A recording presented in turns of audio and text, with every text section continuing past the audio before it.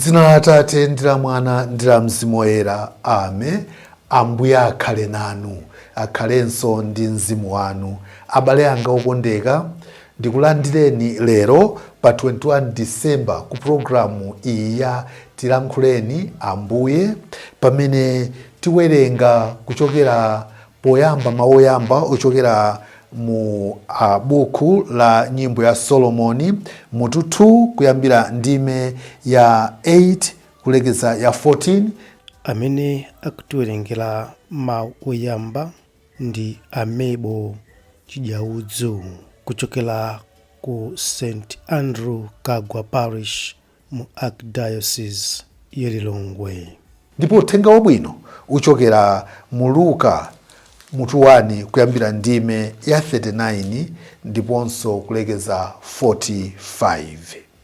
Amene akutiwerengera mawu amthenga wabwino komanso kutigawira mawu ndi a Monsignor Patrick Tawale kuchokera ku St. Andrew Kagwa Parish mu Archdiocese ya Lilongwe. Mawu a buku la Zefaniya. Imbani mokweza, inu anthu aku Ziyoni. Fuulani inu Aisraeli. Sangalalani, kondwani ndi mtima wonse. Inu okhala mu Yerusalemu. Chauta wachotsa chilango chanu, wapirikitsa adani anu. Chauta mfumu ya Israeli ali nanu pamodzi. Simudzaopanso choyipa chilichonse.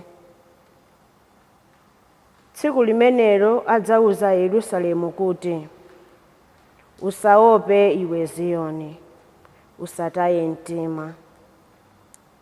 Chauta Mulungu wako ali nawe pamodzi, ngati wankhondo okuthandizira kugonjetsa adani. Adzasangalala ndi chimwemwe chifukwa cha iwe. Adzakubwezera m'chikondi chake. Adzakondwera nawe poyimba nyimbo za chimwemwe. Monga pa masiku a chikondwerero, adzakuchotsera tsoka limene lingokuvutitsa ndi kukunyozetsa. Mawu a Ambuye. Tithokoze Mulungu. Ambuye akhale nanu, akhalenso ndi mzimu wanu. Mawu a muthenga wabwino monga adalembera Luka woyera. Ulemu kwa inu Ambuye. Patapita masiku owerengeka, Mariya adanyamuka napita mofulumira ku dera la mapiri ku mudzi wina wa ku Yudeya. Adakalowa mnyumba ya Zakariya nalonjera Elizabeti. Pamene Elizabeti adamva malonja a Mariya, mwana adayamba kutakataka m'mimba mwake.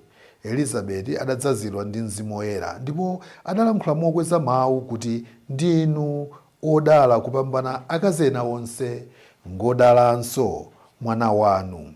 Ine ndine yani kuti inu, mayi wa Ambuye anga, mudzandiyendere?